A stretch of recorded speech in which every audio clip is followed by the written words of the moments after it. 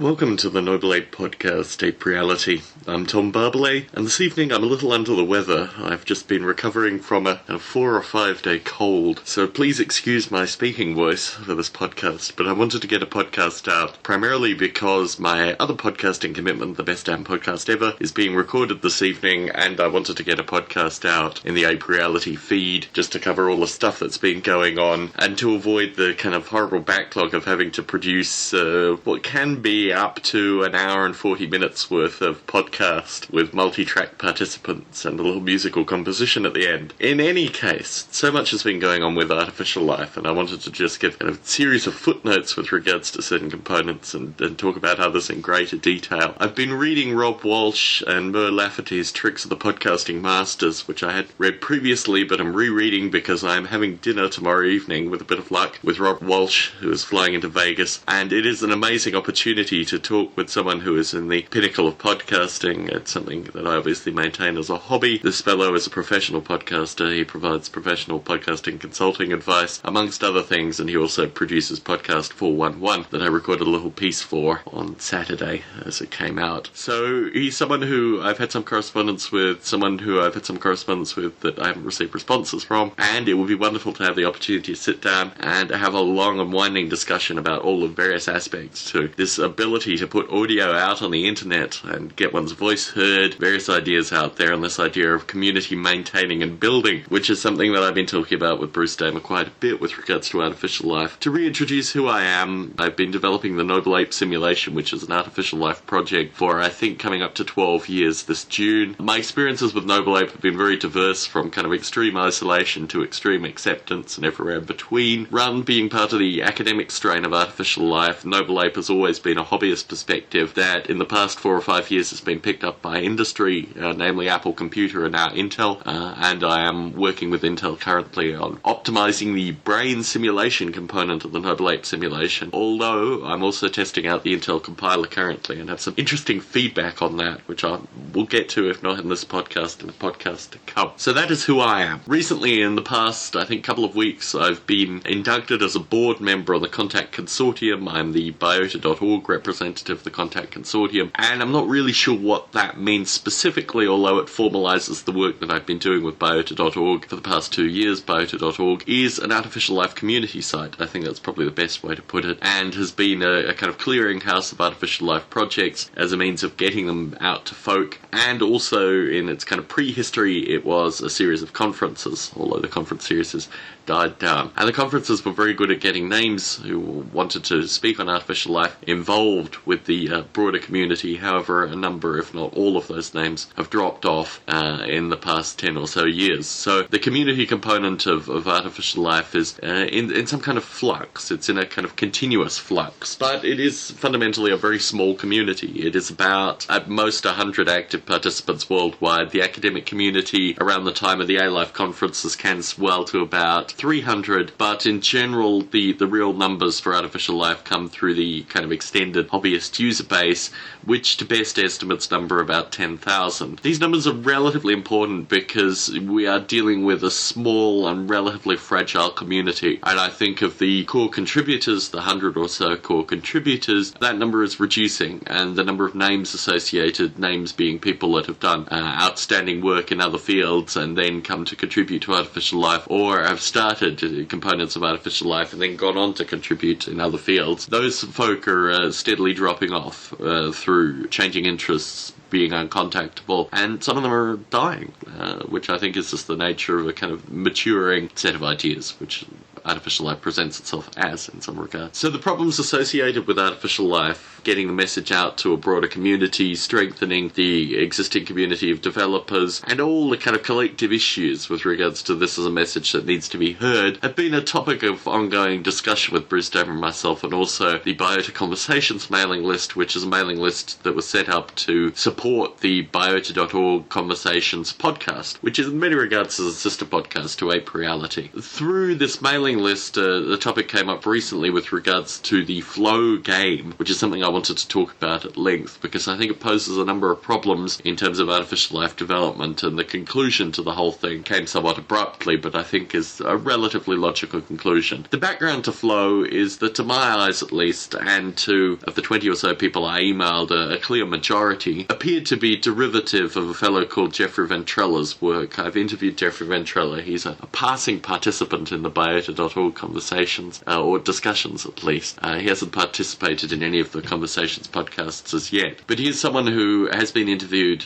audio interviewed, in the Biota.org interviews podcast, and he's someone who I've had some communication with over a period of probably about a year now. He's an interesting fellow. He's a formative artificial life developer who came from what I will call the Dawkins strain, in terms of the fact that he was inspired by Dawkins' Blind Watchmaker, and his artificial life development comes from that. But his magnum opus is two programs which are effectively the same underlying program, one called Darwin Pond and the other one called Gene Pool, and they are basically about these creatures that live in a fluid environment, that move around through wiggling, that have various genetic components as they die and eat food and mate and mutate. All these various creatures evolve, and you can construct artificial boundaries and various other things and interact with them through mouse movements. But it's just an amazing environment. It's something that I played with, and I gave the kind of sum total of about 7 hours over a 4-month period. But I have played it rather solidly over that period, leading up to the interview with Jeffrey Ventrella and also after the interview with Jeffrey Ventrella. And it's an environment that I think is remarkably good. It's something that I've also received positive feedback from Dr. Zachary Moore, who I also interviewed for Biota.org interviews, as he has used it as a tool, a toy in some regard, a game perhaps, in his own musings on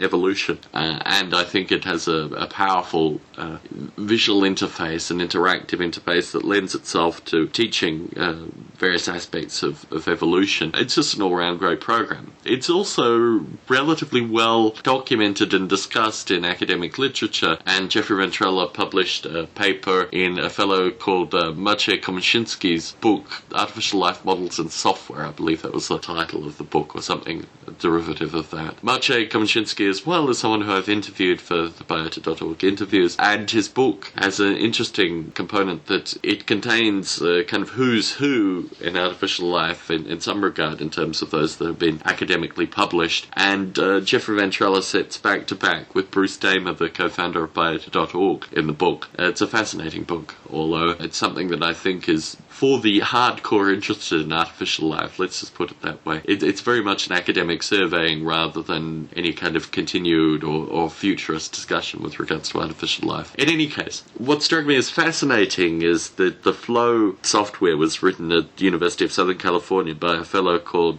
Genova Chen, if I recall correctly. And University of Southern California has been heavily evangelized in terms of artificial life documentation material. Bruce Damer has talked there. Todd Furmansky, a master's student who Bruce Damer's Digital Space sponsored through his master's degree, was a year senior to Genova Chen. And what's particularly fascinating is that Todd actually reworked Bruce's Nerve Garden paper, which then went into Maciej Komasinski's book. You're going to have to follow the connections here, because it's still got a slightly cold head, but the connections do come together. So Maciej Komasinski had a book of which Jeffrey Ventrella and this Todd Furmansky fellow were primary contributors. Now, Todd Furmansky worked with Genova Chen on a project at USC in the time frame that he was publishing the paper in Maciej Komasinski's book, and I think there is quite a logical narrative between what Jeffrey Ventrella was doing and Genova Chen's work. I think it's pretty easy to establish in terms of the connections. Interestingly enough, Todd Furmansky now works for Genova Chen's company. I think it's called That Games Company or something like that. So there are all these kind of interlinking communication links, and I'm pretty sure that Genova Chen had viewed Jeffrey Ventrella's work. So it struck me as very strange that in Genova Chen's USC project, his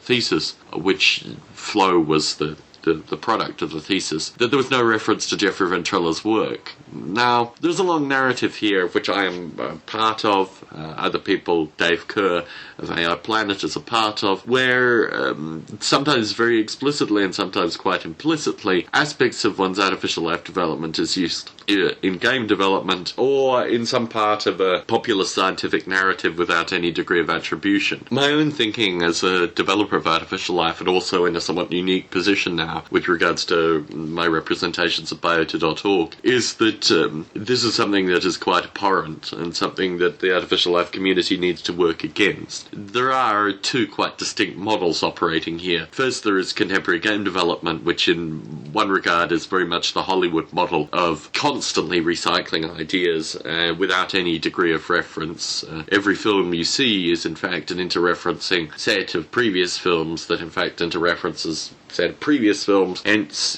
film studies students can base, substantial treatises on the interlinking of ideas. The Hollywood model as it applies to game development is associated with producing single titles in a relatively rapid succession, in stark contrast in some regard to version software, which is what most of artificial life is. Most of artificial life is sequentially version software, where there are updates and additions that go on for years, if not tens of years of updates. And this is in stark contrast to contemporary game development, which follows the Hollywood model of literally your game title is like a motion picture, and the people associated that are working on it will go on and work on other projects, and this kind of accumulation and movement of ideas means that there is no need for explicit reference. You're lucky if you hear in an interview with a game developer they make reference of some of the games previous that they used as inspiration, but this is just the nature of game development. And in stark contrast to that, you have the kind of academic narrative, which is very much based on reference, and has to be. It's very heavily against plagiarism, and it's designed fundamentally to actually show interlocking intellectual reference explicitly, although obviously what the film student is doing is studying the implicit interlocking references that the Hollywood model brings. So somewhere through this, artificial life comes, and the interesting thing with the Genova Chen case is that because his work primarily was a thesis, it was primarily in the academic strain, irrespective of whether it was a game development thesis or not. It was something that needed to operate within ideas of academic standards and rigor, and certainly because it was something that was similar to artificial life, if not artificial life explicitly, one would imagine that USC would have gone back and actually done some kind of interreferential check about the standards in artificial life and things that looked similar, just so they could say, look, wait, maybe you should look at Geoffrey Ventrella's work explicitly and cite it. So this was the kind of stark contrast to me, and it caught me that the parallels between what goes on in game development and what went on here academically and the interlinking of artificial life made this a pertinent issue. So what went on was a great degree of debate through the Biota Conversations mailing list about this, some external communication with some game industry journalist friends of mine who I have through the Best Damn Podcast Ever, and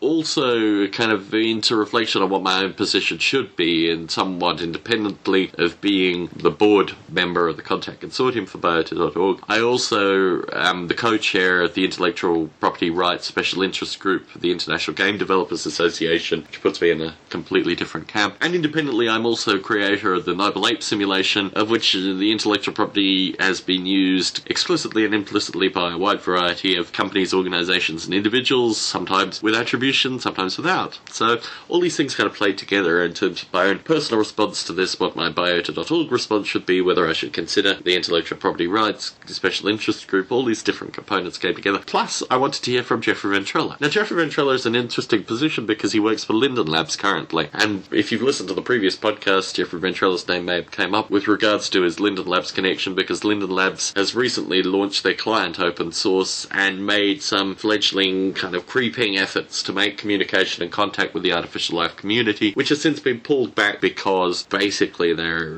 just dealing with a wide variety of situations that are coming to them, probably including releasing their client open source and having to deal with all that. I've made a number of efforts to try and communicate with Linden Labs on a number of these issues, the open source component, artificial life community contribution, all these kind of things through Geoffrey Ventrella and others, and not really gotten any response. However, late last week I did get a response back from Geoffrey Ventrella with regards to this flow conundrum, and his view was simply that it was all okay. that, and this is again an interpolation of what was discussed in the Biota Conversations mailing list, but basically as he works for Linden Labs, and as Linden Labs is part of game development, and this is what Jeffrey said, this is the interpolation through the Conversations mailing list, but basically the money comes from a big pool of intellectual property, and as he's receiving that money through Linden Labs, he's not fussed. He seems to not be fussed about it on a personal level either, but the interpolation that came through the mailing list seemed to make a lot of sense to me personally. There is in fact quite a generous distinction between what one does as an independent developer and what one may do as part of some kind of corporate infrastructure that is ultimately,